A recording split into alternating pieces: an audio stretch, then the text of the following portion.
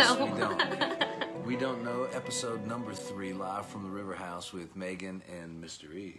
Welcome back. Hi, glad to be back. Yeah, right? How's your guys' week been going? Hopefully we'll get to see you here in just a second. All right, you share. Try and get this on your page. Yeah. And I'll bring people up to date with where we are and who we are and what we're doing. So we met some time ago, and for years I've been writing about books about and teaching yoga in accordance, in harmony with the lunar cycle. And we've learned so much from this practice. And so Meghan and I are here to explore the mysteries and miracles of love by taking our connection through the lunar cycle. So we committed to being in this lunar cycle together, and we're going through the lunar cycle. And we are right now, Meghan, at the full moon. These 4 days, the 2 day, today, tomorrow, and the next 2 after that, we're in the full moon window. And this is called the full... When is it official? It was official at 2 o'clock this morning. Okay. Yeah. And what happens is in the full moon, we have a natural tendency to kind of speed up and maybe become a little manic, or, you know, lunatics come out, werewolves come out on the full moon. But a conscious person who really wants to look at themselves will sit back and observe their mind and sort of, you know, what's happening around them, and learn a lot from this period of time. And it comes right after what's called I didn't see it coming, or did not see it coming. And how do you feel like the full illumination comes to play in terms of relating to people who are in relationships, or maybe even seeking relationships? Well, we talked about last time about the connection having a purpose, right? What is the purpose of our love, of our shared connection, of our attraction? And also in that purpose and in our connection, you know, who do we want to be in the face of that, each individually? And so we set intentions on the new moon, and as we go through the lunar cycle, we began to see our resistance to those things that we're asking for and wanting to fully step into our power. And in terms of relating, it just brings up all of the stories and resistances we have to being truly in love with ourselves, and truly, therefore, in a pristine connection with someone else, helping them love themselves in the same way. Matthew James Bailey is with us. Hello, Good Matthew. To see you. Yeah, and some of what we were talking about last week is the idea of actually asking ourselves a couple of questions. And this isn't just about relationships, this is about life, which is, what is it for, and what do we want to come of this? And so when I think of full illumination, or the full moon, which comes after resistance, after things you didn't see coming, kind of actually getting a full illumination of what is it that we really set our intentions on, what is it that we decided, have we been intentional, and then actually getting the full illumination of what does that mean, and does it require change of us, does it require a different level of commitment or communication, and us being willing to do that. Right. Like, are we willing to do that? Because the moon card in the tarot can often talk about the unconscious, can often talk about the things left unsaid. Right. And that's what comes up, I feel like, in the full illumination of truth is really what's behind the scenes is keeping us from being really, really, really deeply in ourselves and with the other. Yeah, and authentic to our purpose. Yeah. Right. Authentic to our purpose individually, and then authentic in the purposes that we have together. And that includes friendships, that includes family members, that, you know, it's a huge wide spectrum of life. We can use the lunar cycle energy to help expand and to clarify. Well, the purpose of every relationship, according to the gift is listening, is simply to heal.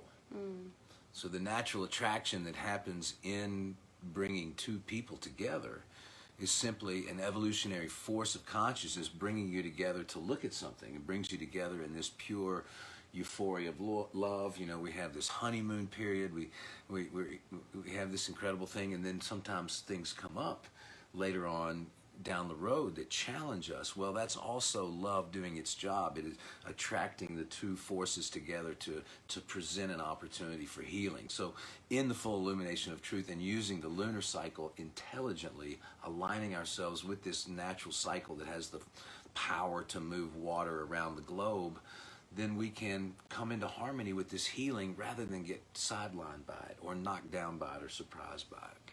And what would it look like if we realize that the people who are our biggest triggers are also our biggest saviors? Because it's always a reflection of something I need to heal. And usually what I found that to be is it's a part of myself I still need to forgive, or accept. Yeah, or accept. And also that they might be reflecting a part of me I don't like to look at. Right. And so, Let's say that again. I mean, let's really get that, because that I feel like that's the nexus point that somebody could turn over and really step into a place of empowerment with. Yeah, and I think when we look at the people who bring something up in us, it's always because we personalize it in some way, right? Because if we were just neutral, if it had no impact or effect on us, we would just let people be and it wouldn't be such a big trigger. But when you watch something on the news, or when you go into work, or when you enter into a relationship and you get that sense of trigger or of judgment or of, condemning somebody else, where is that coming from? And it's obviously something that's unresolved within the self. And so if instead of projecting out, instead of blaming, that idea of everyone's responsible and no one is at fault that we talked about in the first episode, that would look like, wow, what is this presenting for me to look at within myself? Which means that person who I was just, kind of projecting blame on, separating myself from, becomes a huge conduit towards healing. Yesterday I was terrifically in love with him, and then I found out something I didn't kind of like about it, and it triggered me, and now all of a sudden I don't like them. What happened in that transaction where we want to turn and not face it? Yeah. That's what you're really talking about, is like being in the presence of, okay, something has happened here, but I'm going to stay with it rather than run from it. Yeah, and that reminds me of this section of A Course in Miracles, and it's actually lesson 333. Did we read that last We time? did a couple weeks ago. Not on the air, no. You and I read it together, but not on air, yeah. Yeah, and it says forgiveness ends the dream of conflict here. And it says conflict must be resolved. This is from A Course in Miracles, lesson 333. It cannot be evaded, set aside, denied, disguised, or seen as somewhere else, called by another name. And that other name is probably that person's name, when we're in blame. Or hidden by deceit of any kind, if it would be escaped. And that's what we're trying to say is, are we ready to let this go, or do I want to put it on someone else so that it cannot be released? Unless that person, if you were different, I'd be happy, right? Like, that's a lot of conditions to set up for our healing. It must be seen as exactly as it is, where it is thought to be, in the reality which has been given it, which means we're giving it all the reality, all the power that it has for us, and with the purpose that the mind has accorded it. What purpose do I have in staying angry at you? What value do I think I get from making myself right by making you wrong? For only then are its defenses lifted and the truth can shine upon it as it disappears, meaning the conflict. And the conflict, if I'm really listening to this passage, has nothing to do with anyone else. It has to do with what's on the inner mind of the person. Yeah, how it is experiencing the conflict. Which leads to, I think, a real important question that people must have when they get into a challenging place with a beloved person, maybe even a twin flame kind of situation, is they won't be with me. They've turned away from this love in some kind of an anger or some kind of a hurtfulness or whatever. How do I practice what you're talking about without them? How do I practice it myself? How do I make myself pristine in my own reflection without being able to work it out with the person that I love? Yeah. Right? I'm trying to share this and it's still not working, so I'm going to take another step out of the room and you got this. Oh no, here I am again. The daily time has happened. So Megan's going to share this so other people can see what's happening, and we're coming to you live from the River House, and it is a couple of days after Thanksgiving. We had a fantastic gathering here, very small, and we did all the things that we all do on Thanksgiving, and with great compassion and awareness to our Native brothers and sisters and the endless numbers of people who have been in this country in many different ways all throughout time, and to really give thanks for our lives, give thanks for what we have now, and giving thanks for the opportunity to create and share as much compassion and empowerment with others as we possibly can. Oh, so, I'm glad you're talking about Thanksgiving, because I had thought of this kind of idea around Thanksgiving and kind of reframing the wording about, you know, what does it look like for us to be in gratitude, to be in thankfulness for the gifts that we have and the things that we have to share, our ideas, our creativity, our music, the amazing books that, you know, people write like Matthew Bailey, you know. What does it look like to be in thanks and gratitude of ourselves? And then secondly, to find the way to give and to share that with the world and with the community. And so, you know, I would love to tap into what sort of gifts you guys are hoping to actually tap more into this year, this cycle. And then what ways can we share it? And I think that's one of our goals or intentions with this, is saying, hey, why not share this journey? Why not see if there's something that we can bring and collaborate together, and hopefully that it, you know, has an impact or is helpful for other people. It is interesting, you know. Hello, Rhonda. It is interesting. Here we are, you know, 2020 was 52 card pickup, right? I mean, it's throw the cards in the air. Everything has changed. We have a great opportunity, I feel like, all of us, to set a new course for our lives, one that's really in harmony with the divine plan for our lives. And so now here we are, just right before the end of the year. It's time to start really letting go of what this year was about, celebrating what this year was about, and opening up to what's coming next. And realizing, you know, we can use anything to hurt or to heal. You know, and so what did we let this year do? And, you know, what did it bring up in us? What did it suppress in us? What did it, you know, what did we create with it? And it's an energy, and what did we use that energy for? And I mean, I think this is a great time of year to really ask ourselves that question as we're going into a new year. And instead of also, like, the time is always now. Well, and the full moon is now. So right now we're in this very heightened sense of energetic sort of awareness. And it's very powerful, coming in the Scorpio new moon and now in Gemini. And it has we have an opportunity right here in front of us to let go and to accept and to be with what 2020 has been for us. Life is what it is. There's no escaping that. And if we're not loving our life as it is, then there's something out of alignment internally that we can let go of, and that's how we can use the lunar cycle to empower ourselves. And right now, in this full illumination of truth, do some journaling, really write down, what is my mind telling me that's not right or is wrong or I'm in resistance to or I don't like, and get those things out and recognize, as what she's saying is, these are opportunities to love. If we can turn every opportunity that we find ourselves criticizing ourselves or anyone else, or in a heightened sense of anxiety because of the pandemic, or even in this full moon, or a relationship has changed, if we can love the situation, love our own pain, love the journey. Yesterday I got the sorrow card. The sorrow card in the Osho deck of tarot talks about letting the arrow pierce deep and feeling all the way the full depth of your pain, and only then can you become really awakened. Yeah, which is exactly what that lesson was talking about too, that conflict must be resolved. Right. Resolved rather than evaded, rather than disguised or seen as somewhere else. And so, or denied. Right. You know, and that was another thing even the pattern had talked about.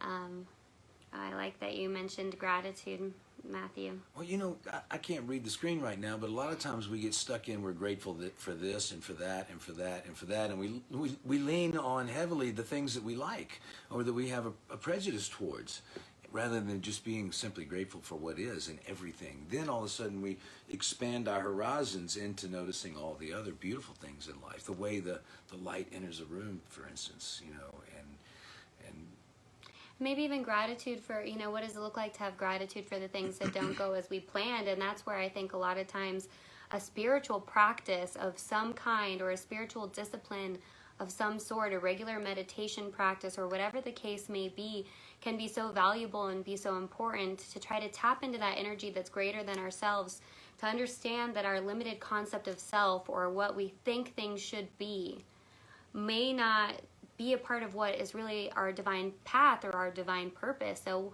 what is it about just accepting what is in this present moment and then valuing it, even if it's not going according to script? Because it has been given to you as an experience.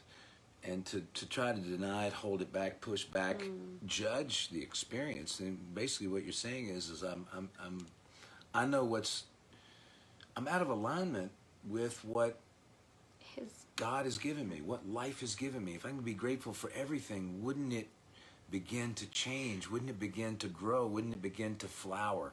And it's the real trick in life is how do we say thank you to all of it, even the stuff that really, really pushes us. Like my mom saying Black Magic was a game that really she had a lot of gratitude for. Oh, that's a game we played the other night here at Thanksgiving. That was a lot of fun for most of us. Yeah, but I mean, that is really, I mean, if you think about, that game, and I don't know if we're going to go over the whole, scope of the game, but if you actually go into the discomfort that the game brings up, as I was a new player as well as Rhonda, my mom was a new player, it brings up the discomfort of the unknown, right? Because there was something about that game that we didn't know as new players that everybody else in the room seemed to know. And I'm not saying that that's how it tends to go, that we're going through life and everybody else knows what our divine plan is supposed to be and we're the only ones out of the loop, but the fact of being okay with the discomfort of not knowing. Well, and that's the name of our show. We don't know. We do not know. And we're here in a pandemic. The whole world's changing in front of our eyes. It's exactly what's being asked of us, which is to become comfortable with the uncomfortable.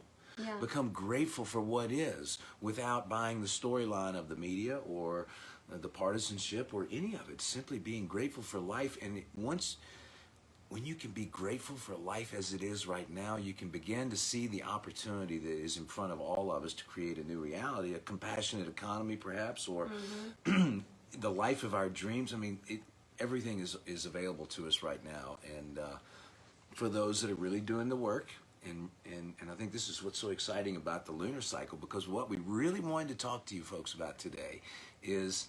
Glad one of us knows. Well, growth can be fun. I have a book. It's around here somewhere. It's called Amusement Park. It doesn't mean that every single moment in life is light and free, but we can be amused by life. We can open up to the joy of it, and we can transcend the mundane, and we can move beyond the suffering that is got humanity really in this incredible place where they're not able to see the joys of life, and it's our responsibility to step above the collective fray and see a new reality. Yeah, one of the things, the pattern is an astrology app, but I thought it was interesting. It said, how can you befriend your fears rather than push them away? Yeah. How can we befriend our fears rather than pushing them away? And people show up as our fears, and we defriend them. Block them, Well, no, really. And so we push them out of the way. We shut the door, and we don't want to look at it. Yeah. And so that's a denial of something. Now, sometimes it's important to have discernment and associate with people that really get you and bring your light out. And that's what we're really talking about, is how can we be on the path of awakening, enlightenment, whatever you want to call it, be really, really good people, have a lot of fun, and really grow and really become compassionate and face the things that come into our life. Say yes to life completely to it. Well, yeah, and I mean, I'm sure we've all had the experience of someone giving us life advice, relationship advice, all these different types of advice for what we should be doing or what we should be doing instead. And then if we actually look at them or the reflection their life is presenting, we're like, oh wait, you don't really have what I want, as far as listening to someone for advice. And that's why I think it's so important to be demonstrators. Like, what does it look like to be a demonstrator? Because a demonstrator of having fun, a demonstrator of having beautiful connections, while also realizing that the people in our lives are reflections of ourselves. So I think a lot of times there can be a misconception too about, and this is exactly what I think Tanya just started sharing about, which is that I think sometimes on the spiritual path there's this idea that we're supposed to get incredibly tolerant, and this idea that we're just supposed to always meet people where they're at. But if we're on a path and we're on a journey of growth and expansion, and we're trying to become the best version of ourselves and to have an expansive and beautiful life, if I keep meeting you where you're at, and where you're at is nowhere near where I want to go, then is my fear or my ego just using you to delay? You've sacrificed your own standard. Yeah. Right? And suddenly all this, whether it be conflictual people or if it's chaos or whatever the case may be, it's like all of a sudden that's the reflection that I've just brought into my life of who I am and where I'm at. And that's that everybody's responsible, nobody's at fault. They're entitled to be wherever they're at on the journey. And they are. Yeah. I mean, that's the real root of suffering, is to imagine that life ought to be different than it really is. Yeah. Or that somebody ought to be different than your perception of how they could be. Yeah, exactly. And we've all done it, many, many times. And that's the human journey. And so to really be light and playful and say, I did it again, I learned and I can move on, to really get to that place of being amused with the self, knowing that the self is always in concert with who you're becoming. You're always learning. There's no right, there is no wrong. It's simply a life experience that we're going down. So how does Tanya know both of us? Yeah, you're going to have to share the story. Oh my gosh. Yeah, small world. She's been here many, many times. I mean, she's one of my favorite people in the whole wide world. Matthew said something about, is the planet glad that we're on it? In other words, is humanity a blight? No, the purpose of Earth is to help humans on the evolutionary journey. Everything is cosmic and magnetic and electronic anyway, and were we to love, enough people on this earth love themselves and be free of our own shame, we'd stop creating the plastic and stop polluting the earth and stop, hurting one another, and Gaia would just, and everything would just evolve right in front of us, because everything's connected and everything's made up of the subatomic particles of love. Love is the basic of everything, and we can affect everything simply by loving it. So the earth has no opinion about whether we're here or not. The earth is here to serve, like we're here to serve, and it'll all work itself out eventually. It's a timeless piece. This goes on forever and ever, and we're in a wave right now. Well, and the idea of what does go on forever and ever is the idea of the present. The present is what's been with us all along. And so when we were talking last time about not trying to align the past with the future by anticipating the future based on the past, that's how we transform, that's how we change. And so I think that idea of self-love, this is something we can tap into in the present. And in that present moment, then how does that affect the way we are going to treat one another, the way we are going to treat the planet, the way we are going to treat animals, and all the things that are. And there doesn't have to be a right or wrong answer, but maybe we'd be guided to what feels the most harmonious for us, as we get into the love of ourselves. Course of Miracles is connected you two, and yes. Sounds like, and yeah, I wonder, you've probably met my mom too, maybe some of the time she's been in class. So just let's back up for a second, because we're touching on a lot of things. I want to bring us back to the lunar cycle. Okay. We're just coming out of I didn't see it coming. And for instance, speaking with someone this week where they didn't see something coming, where they found out about some infidelity in the relationship they were in. And all of a sudden, what happens is when we really want to know the truth about ourselves, then this section of the lunar cycle that we just came out of is lots of time full of surprises, and it's consciousness' way of illuminating where your stuck points are and how to get free from them. And then now that we're in the full illumination of truth, it's a time to step back from that relationship where all of a sudden you've gotten really triggered, or back from the situation, whatever it is, and really examine self-inquiry, which is what Tanya was talking about. Self-inquiry. How important is that? And right now in this full moon, we can step back and go, okay, my mind is making up a lot of stories, you know, and I'm feeling a lot of things, and really get that down and really be examining in that space. And then the letting go phase is what happens next. And that's really when we can really make great strides in our personal life, is letting go to make room for something new. Well, and I love the idea as we're thinking about how to make healing not be such a drudgery, you know, like not to feel like it's like trudging through the mud, and to actually, what does it look like to view it with curiosity?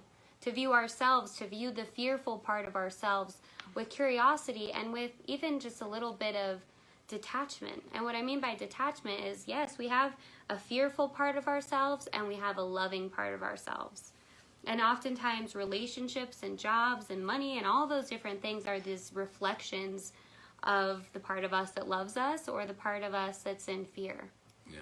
And it results in a lot of, you know, at times miscommunications. It can dissolve into character defects, us getting out of alignment with who we want to be.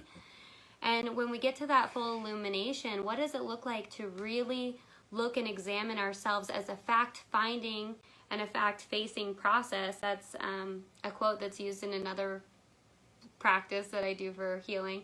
And it says, when we're willing to look at ourselves, it's a fact-finding and a fact-facing process. It's not a judgment. It's being aware of the patterns, because if we want to get out of them, at some point we have to be the contrary action to that pattern. Right. And it usually starts with a change of mind. And it usually has to come with awareness. I can't let it go if I don't grasp it. I have to grasp it in order to let it go. Yeah. And that's what full illumination does, is gives you a better grasp if you're willing to look. Right. And that's the power of putting a purpose behind the connection that we have, that we, knowing what kind of connection we want to cultivate, and knowing that we want to grow individually into our highest and best selves, then that becomes the foundation that we start each lunar cycle with. And using the lunar cycle, we're doing exactly what Tanya is saying, is to become neutral with those aspects that we have self-judgment about or fear about. And really, right? And then all of a sudden, life is just what it is. And, you know, another thing that we've incorporated into our partnership that's, you know, a principle of A Course in Miracles is the idea of innocence.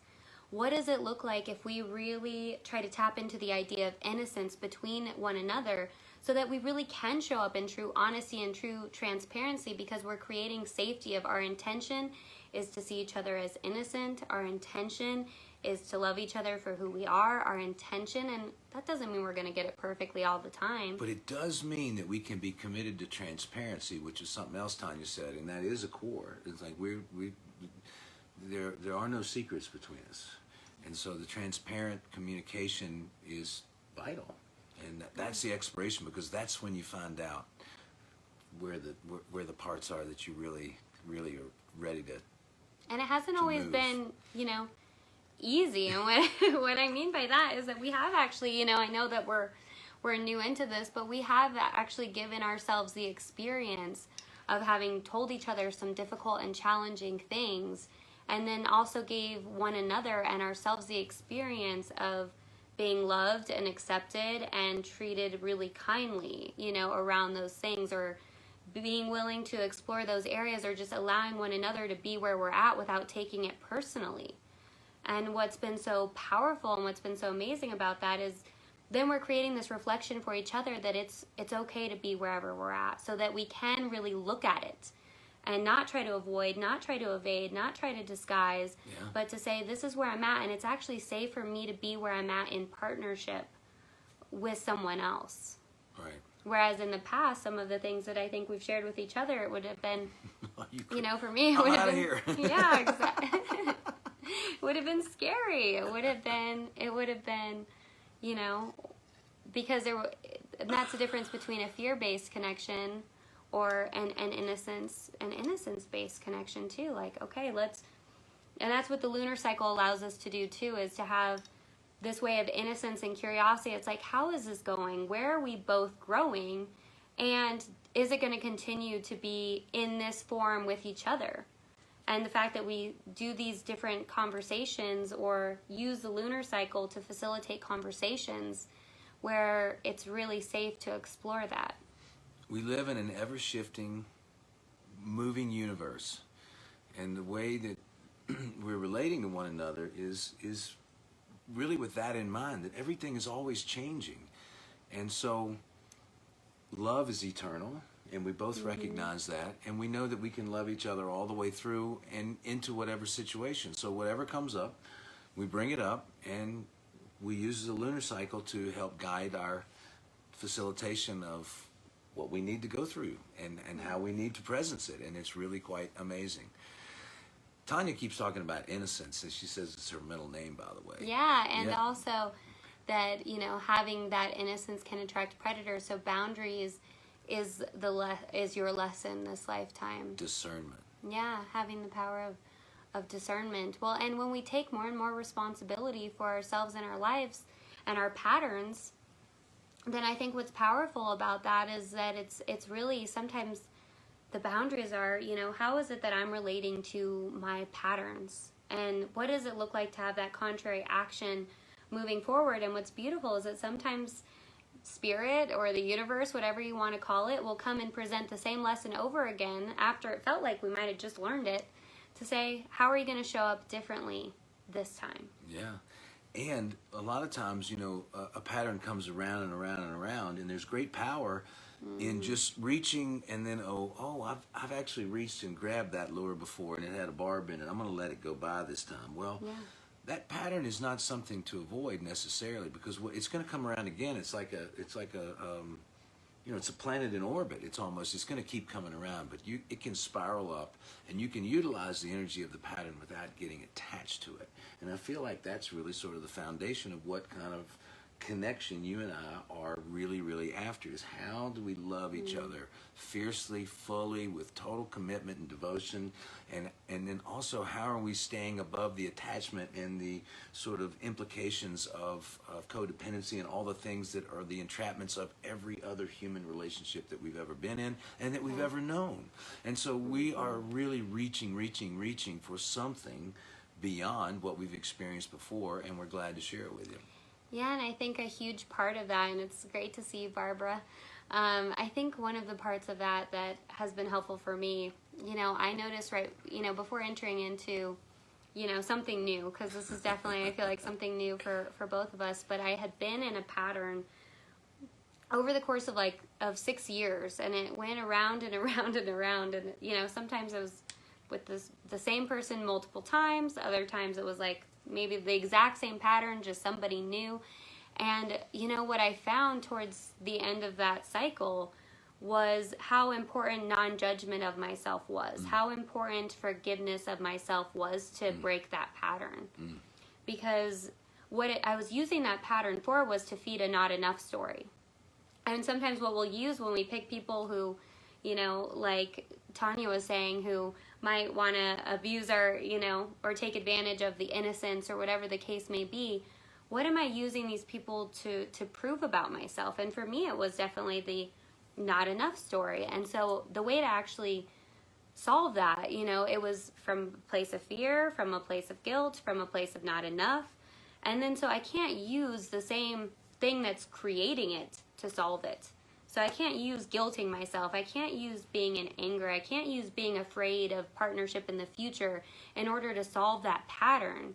I had to actually solve it with the antidote, which is love. And so I had to really love myself, and I had to forgive myself. And that's what finally closed, you know, felt like it gave some resolution to that cycle. Appreciation of the most difficult things. The most, and Tanya talked about space between the lightness and the dark. Really, really not holding the dark out there, but seeing the shadow is really something to explore, and being okay with it, being neutral with it. You know, these parts of ourselves, to deny them is to just is. And I get it. I get what the churches have tried to teach us, and our mothers have tried to teach us. They wanted to protect us and all the rest of it. But where we're going is perfectly perfect. It has to do more about what are you allowing yourself to experience with a full open heart and with full awareness and consciousness to grow your life. And as long as you're there, then the journey gets very rewarding very quickly. Well, and also if you think about it, if we're willing to shine a light on the darkness, right, by being willing to look at it, what happens is that the light, it's not dark anymore. You know, it's like the monster under the bed, where it's like, if you would look, you would see there's nothing to fear. Yeah. If we would just be willing to look. And how nice is it when we're able to cultivate friendships, relationships, partnerships, where we actually allow the other person a really safe place to look at their fears without us personalizing it. Yes, every person you're going to come in contact to has their own past. They have their own patterns. They have their own fears. And they've got something to teach you. Yeah, exactly. And what does it look like for us not to personalize it? And if we can stay with that first piece that I talked about, which is the purpose of every relationship is to heal. Then the moment it gets tricky, the moment the attraction wanes, it gets bumpy, we can say, wait a minute, here's something coming. Yeah. And if we're really conscious about, and it doesn't matter if you're married or just meeting and you want to learn how to use the lunar cycles, be in touch and we can teach you more about this. But it's so powerful, because once we align with them and we notice it, then we'll notice when certain things, our challenges come up. When does the healing happen in the relationship? When does the new perspective happen in the relationship? For instance, the person that I mentioned before, who found out about some infidelity, who's backing up in the full moon right now, you know, she and I have been working together now, and in 10 days or so, we'll have a new perspective in the new moon. She'll have a new way of looking at her situation, and she can act with empowerment at that stage rather than react to a situation. And I feel like, back to what Barbara said last time, the ability to respond in any situation rather than react is a very, very important thing to cultivate in oneself. Well, and even when we think about committing to the partnership, committing to the dynamic in whatever form it's taking at that time for the lunar cycle, also means that, you know, there's a commitment to try to see the lunar cycle through.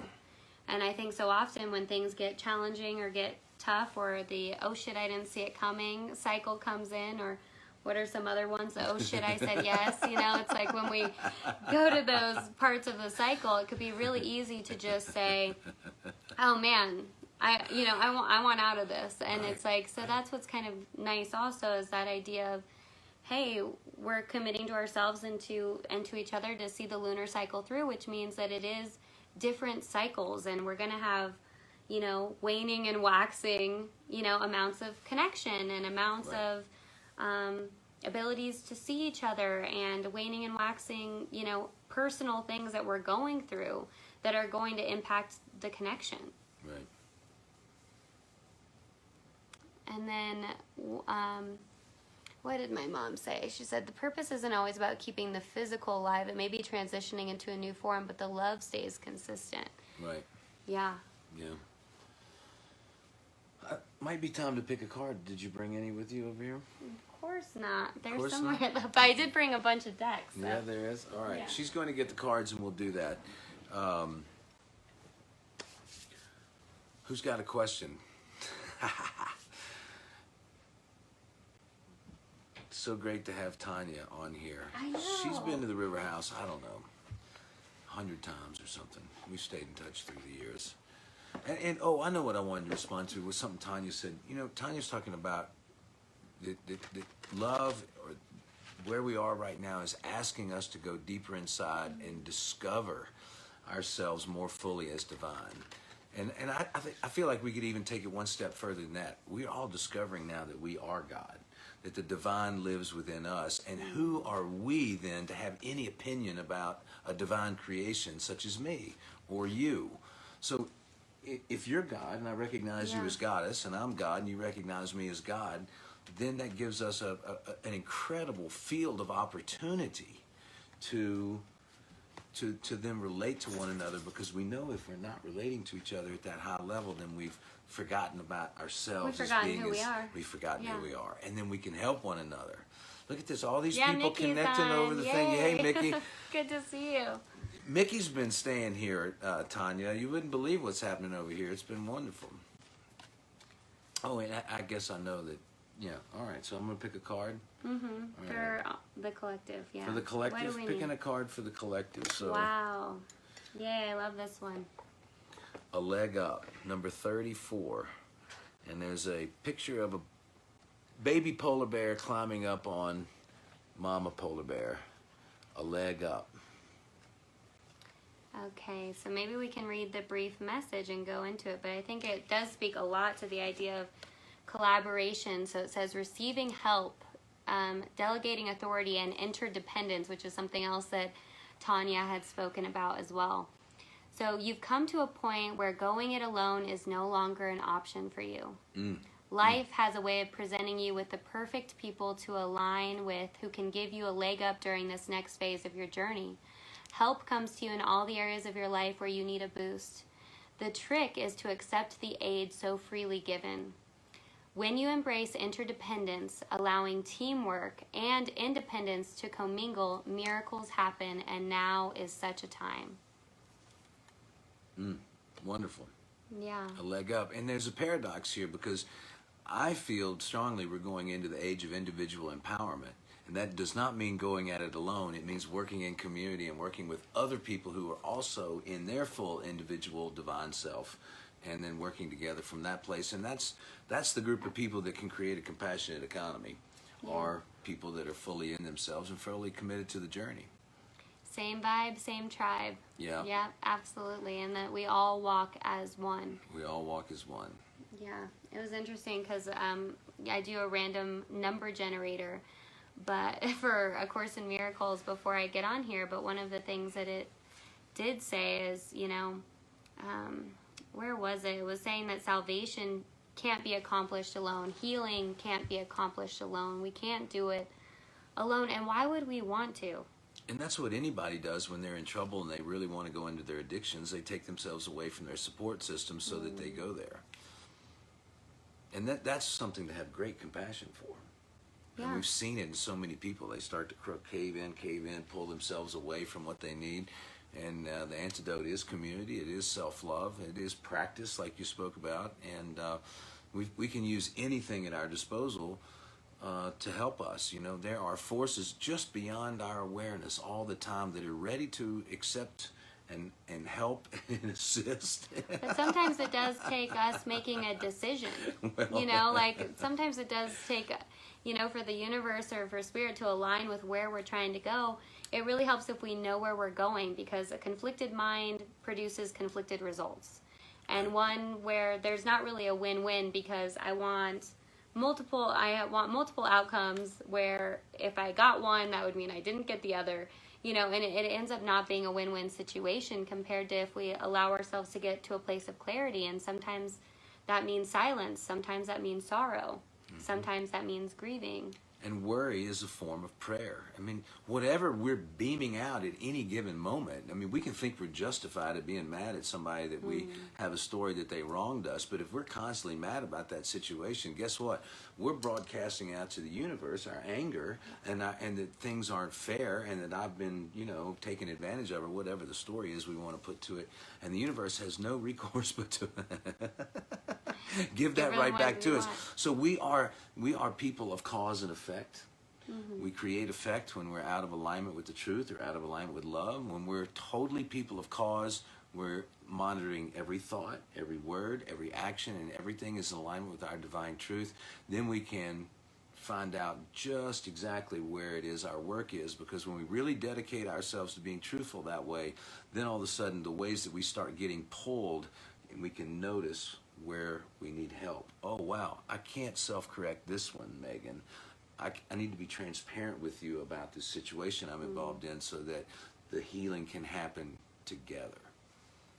And I love that, because it's part of the shared vision, right? And it's part of us asking, what is this for, and what do we want to come of this? And I think a huge part of that is the idea of innocence, is that we're wanting mutual healing for one another. We're wanting to get healing together. How's that going, by the way? I feel like it's been going pretty good. We're not to the new moon yet, but I would say it's not too many crazy I didn't see it comings between, that seemed to be more of an individual journey this time. Yeah. And that's what's interesting, is that even though, we might be doing this in partnership using the lunar cycle, we're still going to be experiencing it individually. So it's not that the I didn't see it coming always has to be in relation to the relationship. Sure. It's also like, how does my, I didn't see it coming, that might show up in my life, that there's a chance it could impact the dynamic of our relationship, and to be willing to look at that. Yeah. So we're in the full moon. Next comes the letting go phase, and in the third quarter we end up in the new perspective, and that's really where you start looking at.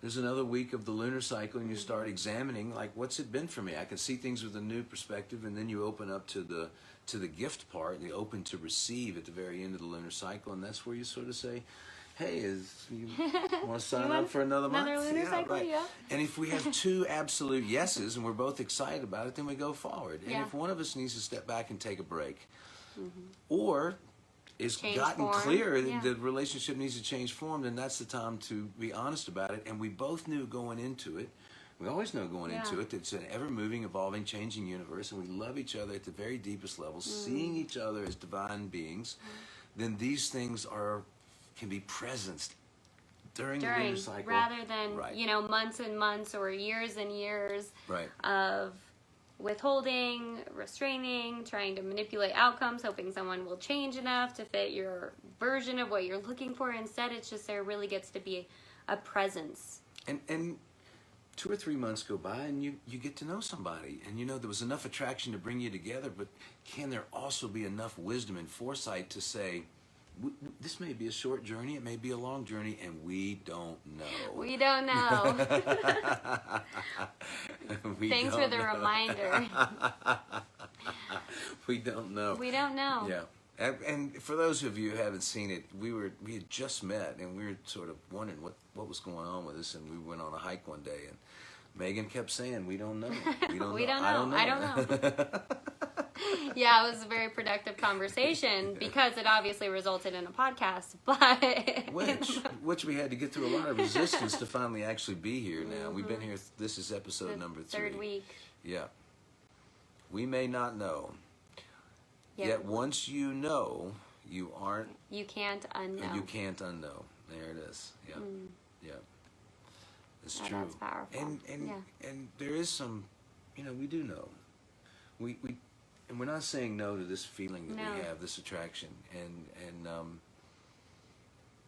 when those words "we don't know" came out, and I said, "Let's do a podcast." I mean, it was just a yes. It was nothing else but yes, and that's what it's been since we met. So this is the kind of connection that you want to share with people, because you want everybody to experience this.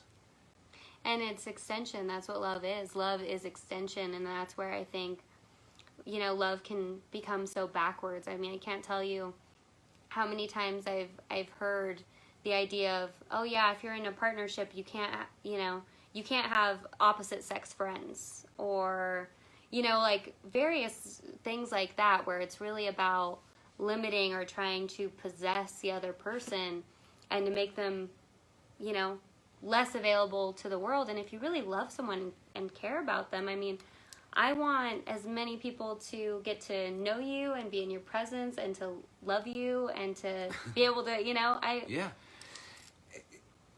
And I don't know what it's been like for you, but for me in this connection, it's been, when we're not together, we're not together. No. There's not a lot of interference or wondering what she's up to, and the texts come in every now and again. But I love the way we've started this, and that's trust. I mean, I think trust is a big part of that. That it's I wasted a lot of energy in connections before where the trust field wasn't there, and trying to maintain something that wasn't there. And that's a huge piece. If you don't have a trust field in your connection, you're really working with a fragmented energy system that is never going to hold a foundation to anything. And so you've got to repair the trust field within yourself first and really get that solid, and then that's the standards you hold, and then the other person can meet that or not. And then it becomes taking the courageous steps to say, hey, this is the way I operate, and I'm courageously going to move forward and find someone who wants to match that trust. Well, I'm really glad you brought up the idea of we have to trust ourselves, because especially if we've had past partnerships or relationships or experiences where there ended up being trust broken, I think a lot of times human nature or defense mechanisms take us into the next situation anticipating or being wary of or looking for red flags or being very vigilant, which is what drags the past and aligns it with the future and doesn't leave the time in the present to create a new experience. Because all of a sudden, if we're showing up from the past, experiences of distrust, and we're showing up in suspicion of one another, that suspicion of one another has already disrupted the trust of this connection. And so even though there may have been no reason for there not to be trust, we dragged it from the past, and now we've projected it and we've created distrust in our present. And in a weird way, because you've projected it onto me, I'm going to do something that's going to prove your projection right. And that's what I'll be looking for. Right, that's what you'll be looking for. So if we recognize that the holes are in our own bucket, and we both recognize that we're going to be dedicated to the process of transparency and whatnot, then we would say something like this. We would say, my mind is making up a story that you're out of integrity about something, rather than, because we're starting from a place of innocence, right? We're starting from the place of innocence. And curiosity. When we're not making accusations, we just simply, I'm curious about the situation. I'm curious about how I'm feeling, but I also realize I don't know. And when you say my mind is making up a story, what you're doing is you're owning responsibility rather than saying you're out of integrity, or you know what I mean? And you're saying, hey, my mind is making up a story. My mind's been making up stories for 53 years. I mean, you've done that before, huh? Yeah, maybe not 53 years, but I have done it before. What does Tanya say there? Maybe your next book is on relationships. There are a couple, actually. Well, no, but we maybe, I think what's coming next is an online course about how to use this. Yeah, how to use the lunar cycle, harmonize with the lunar cycle, and really see yourself in such an illuminated fashion that you can show up for somebody in the most beautiful way and experience what I've written about in the relationship book called The Gift is Listening, Enlightened Relationship Guide for Men. That's all about purifying your own mirror so that the twin flame experience shows up. We're not looking for one person to satisfy all of our spiritual, psychological, physical, all those needs, or that there's one person on the planet that we're going to one day find. No, this is an experience of making yourself so beautiful, so bright, so illuminated that you attract somebody that can give you the experience of twin flame, which is a reflection of yourself, which is divine. Yeah, and the thing is it's all a reflection of ourselves, whether we like the reflection or not. So it's like, as we continue to do this work and this healing and this journey, it's just beautiful to see, because it's a tangible expression of, wow, the work has been done. And the idea, again, of trusting ourselves mean that we allowed ourselves to feel the feelings. We allowed ourselves to do the healing. We were willing to look at our patterns of the past, what we are making it mean about us, so that there is trust when we enter into a new connection, because we trust the work we've done to not repeat the cycles, not worrying about trusting the other. Instead, can I begin to trust myself and the work I've done on those patterns and those beliefs and that story I had in my head, so I don't have to bring it into a present connection. I had a therapist one time. She said, you have an incredible willingness to get hurt.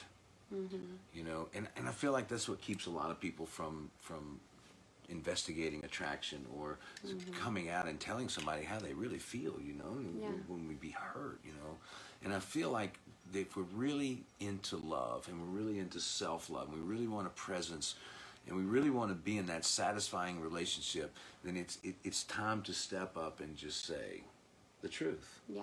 Absolutely what the truth is, and be willing to get hurt. And knowing that getting hurt is simply to feel it, is to heal it. It's okay. Let's feel it and let's heal it. Let's appreciate the journey. Let's reach out to our brothers and sisters. Let's be vulnerable. Let's be real. Up. Let's get the leg up. That's exactly right. Back to our card. Let's get the leg up. Get the leg up. Yeah. Ask for what we need. show up and be in the collaborative energy and recognize we all have gifts to give, and we don't, it doesn't have to be a one size fits all, Yeah. you know, approach. And, you know, I think one of the things that we really did that I think would be helpful for the new moon of anyone, regardless of what you're doing, is to really write down and to visualize where you'd like to see things go, what you'd like to create. Because then when you get to other phases of the lunar cycle, you can actually look back and say, are my actions in alignment or out of alignment with where we said that we were going, or where you individually said you were going? And it's still not about judgment. It's just about awareness, you know? It's about awareness. Back to Tanya's point, bringing everything to the neutral space. Yep. What does that really mean? Well, in the Evolutionary Guidebook, which was the first relationship book that came through this channel, there were 7 guidelines, and neutrality was the 4th guideline in the middle. The 4th chakra is the heart. Well, to get what you really have to do is you have to let go of you have to work through the first 3 guidelines, which is to let go of your resistance to take action, let go of your judgment, and let go of your control. And the 3 things that we step into for that are being willing, and willingness. I'm going to open up to life. I'm going to begin to say yes. I'm going to be willing. The second thing is appreciation. I'm going to take everything that I have judgment about, and I'm going to be self-aware to see it and to recognize it's coming from me. So that's a self-judgment. So I'm going to begin to appreciate it. So I'm going to begin to unilaterally appreciate everything. And the last one is, how do you give up control? Well, it's allowance. I'm going to allow life to be what it is. I'm going to allow you to be who you are. I'm going to allow me to be who I am, and I'm going to let the light do the work. I'm going to let the light in. I'm going to let the light shine. Light is light. Lightness spreads light. And then we can start to open up to a neutral space and go, I don't have to have a judgment about this. I'm not going to try to control my experience with it. I'm going to be willing to keep saying yes to it. Well, and the thing is that it already is what it is, regardless of whether we're allowing it or not, you know? So the question is, do I want peace? Right? How bad do I want it? Because I can't control you. There are situations that I can't control, right? There's plenty, in fact, most things. And so it's like, it's keep going. The state of mind, you know, the state of mind is really something that we can align ourselves with. Do I want peace? And, you know, I have a reminder on my phone multiple times a day. Would I choose peace over this? Who knows what this is at that moment? Right. This could be a million things that we choose to give our peace away. But first I have to recognize nobody takes my peace away. Nobody takes it away. It's something I give away. Right. And, you know, how can I mean, I think the whole journey is how much do I stop tolerating myself? You want to come say hi, Bindi? This is Bindi. Here's Bindi, yeah. You know, we haven't talked about our sponsors yet today. No, we have not. Yeah, Love Lingo. This t-shirt I'm wearing says compassion is the new economy. We've got all kinds of t-shirts and gifts on there with compassionate messages, and it's all a part of our compassionate economy where 1/3 of the revenue goes to the artist that created it, 1/3 of the revenue goes to the community that supported the artist, and 1/3 of it we give away to other beautiful people and organizations that are exhibiting compassion. And then we also have at dawnofawesome.com, which is our online compassionate economic curriculum and system there. And I know Tanya's been on there, and there's been there's an amazing free meditation that gives us the tools to start working towards mastery. And I think that's where we are. I know that's where we are in this time in human history. I heard a voice 10 years ago to build an evolutionary center for change for the Great Awakening. Here we are at the Great Awakening. And we have the place here, and if you'd like to participate in any way, please be in touch, the riverhouseuniverse.com. And then anything else you want to add to that? Yeah, I mean, I just wanted to say, you know, as far as Love Lingo, what we're trying to do is we're trying to work on changing the vibration of the energy. And sometimes that is even how we show up to life. And I know now we're going out into the world and we have these masks on our face, and you know, it's so much harder to distinguish when we look at one another. You know, is that person smiling as they're, you know, we're really hoping to tap into Tyra Banks, like how do you smile with your eyes type of energy.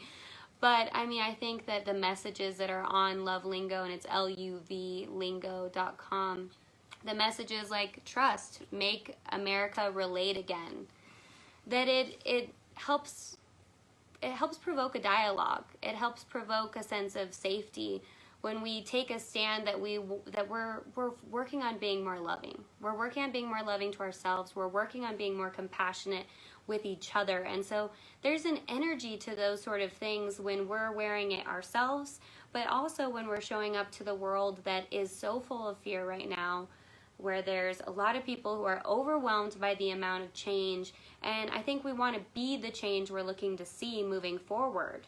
We want to be the change. And so even though it seems a little simplistic to wear a shirt, I mean, I think you would be surprised at the types of conversations it can start and how many people are craving connection and craving a sense of safety, because, you know, this country and I'm sure so many parts of the world are so divisive right now. How do we represent the whole? Let's take a stand towards love. Yeah. And that's just one way of representing that and tapping into the energy personally as well. Yeah, and if you need to get away, or you're required to get away from your life and come land in a little utopia for a little while, be in touch. We'd love to host you. And we've got incredible things happening here right now. This is the most exciting time. Life is blooming and opening in amazing ways. And it's a ride that we've all have the opportunity to get on. It's a ride that won't take a lot of fear. I mean, really, like, it's time to open up your heart, let all that stuff go, and jump on and start living the life that you came here to live. Live your mission, live purpose, and really get dedicated to creating yourself in the highest image of the divine self that you already are, and letting go of everything else that does not serve. And the whole world is changing, and we're changing with it. So. And where are we going?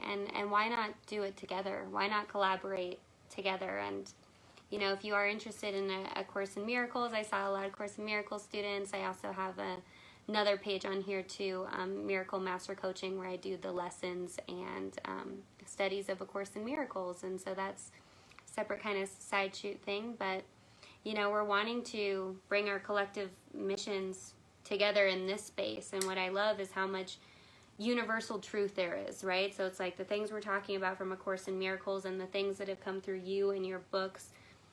I love that it's a consistent message. Yeah.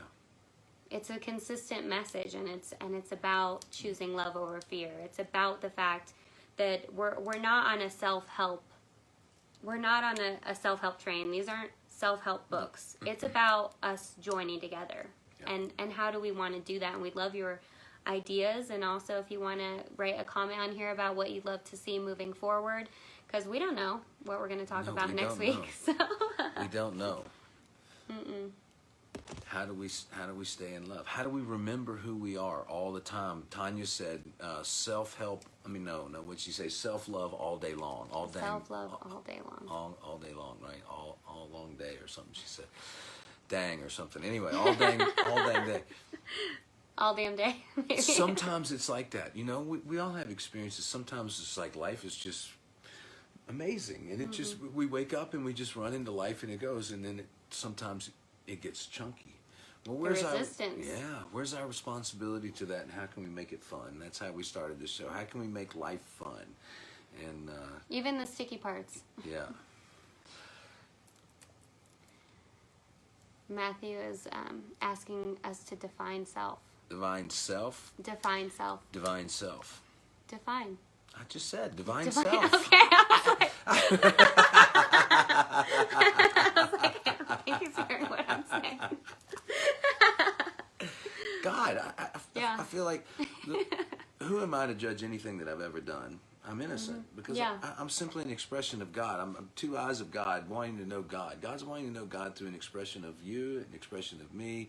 There's no right, there's no wrong to whatever that expression is. Yeah. And we've got to live with one another and live with ourselves and live within a construct of society and be good, beautiful, amazing people, and learn to be that. And, you know, recognize we are learning. That's what the we don't know is all about, is recognizing what does it look like if we recognize we don't know. How much more innocence are we able to maintain from that space with each other and with ourselves? It's like, oh, well, we might have thought we knew at that point, and that we were doing the best we could with what we knew. And that's probably been the biggest problem, you know, or grief I've ever given myself, is all the things I thought I knew that didn't go the way I had planned on it going. And so the state of innocence is the we don't know. How to say yes to more, but also to recognize that there's no right or wrong.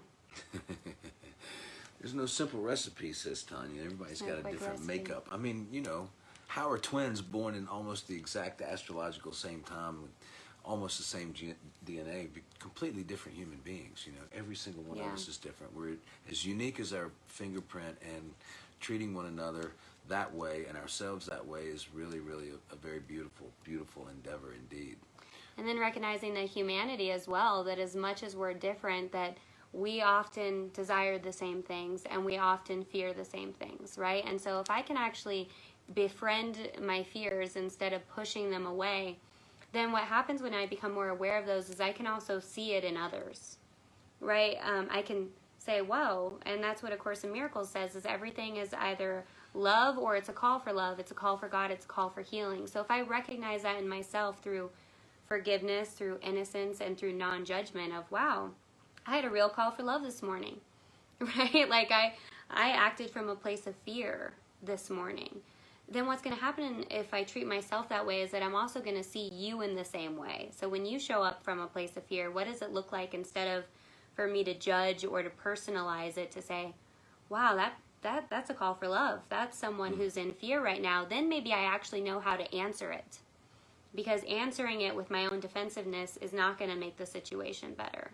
So you had to stop somewhere along the line. You had to pause because you had to interrupt some kind of a pattern that we've all been conditioned and programmed by our own cultures and families and everything else to do, to react.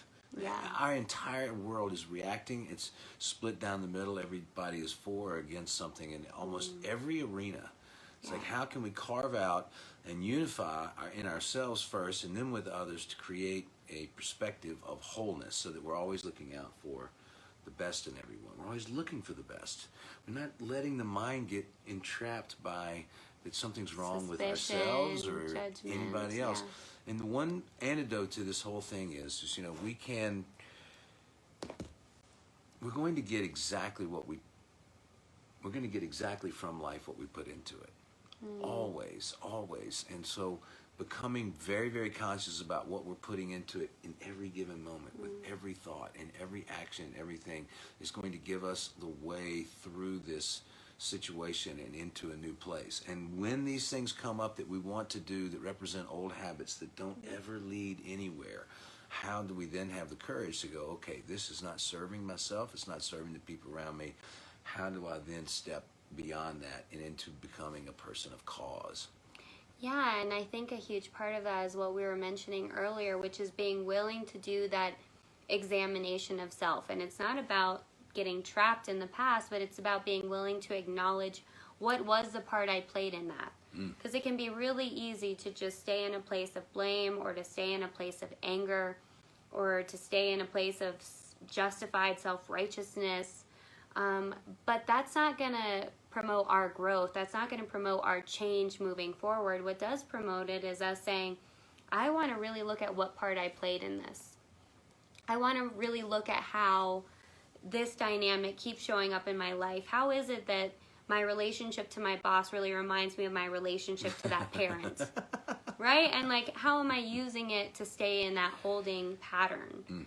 And then to be willing to have the awareness and to have the ability to look at our fears, to not be afraid, to be willing to shine the light on the darkness and be willing to look at it unafraid. And how do we look at it unafraid? We can look at it unafraid by getting rid of our self-judgment. Yeah. Well, it's 4:42. Oh, is it? It's, yeah, I mean, we're getting close down here, 4:41. So we got just a few minutes left. How do we want to wrap this up? I mean, we've been talking about giving away. I think we ought to give away 3 Love Lingo t-shirts. Oh, awesome. Yeah. Okay. Yeah, so how would we do that? Who would we give those 3 Love Lingo t-shirts to? Okay, well, I think one of the things that would be really great, as far as if you want to write a comment to let us know about what you'd like to see in future episodes, that'll be one way to enter into the drawing. All right. Sharing the video would be another way to be entered into the drawing. Yeah. And then I'm going to follow us on, I know, well, hey, Jamie, that would be a really big delivery fee to send it to Australia. But if you end up winning, you know, because it'll be randomized, we'll find a way to randomize it. So if you share the video, if you write us a comment saying what you'd like to see in future episodes, and then also we do have a YouTube, so we started putting littler clips on. And so we'll post that on our page, and if you would go give that a follow, that would be another way to enter. If you do any of those 3 things, you'll be entered in to win. And Tanya says, communicating patterns in relationships. So next time that gives us something to think about. Thank you, Tanya. Communicating patterns. All right, you're in the draw. Yeah. Fortunately, we don't have any patterns. Yeah. Yeah, none at all. Oh, both of us could come with it. I don't think your country will let us in yet. Will you? Oh. Australia. Oh, I would love to go to Australia, yeah. by the way. It'd be fun.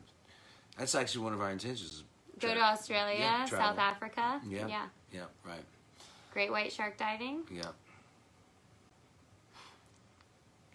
So. Everyone's responsible, nobody's at fault. That's another shirt. Yeah. You might be sent if you win our drawing. Yeah. And go to lovelingo.com. We'll put the link up there, and you can pick out the favorite one and share that too. That would be good. That'd be another way to get a T-shirt, is actually share the Love Lingo site. All right, Mom's in the drawing for sure. All right, good. Fantastic. Why we like being alone. That would be. Or why we don't like being alone. I mean, that's the same thing. Yeah, we could explore both sides of that. Yeah. That's a great idea, Jamie. Yeah. Better have a big couch because all 3 of us are coming to. Awesome, Tanya. Okay, all well, right, it is 4:44. Yeah, time to sign off. All right, Thank you, everyone. Look forward to seeing you next week. Same time, same place. Absolutely. Good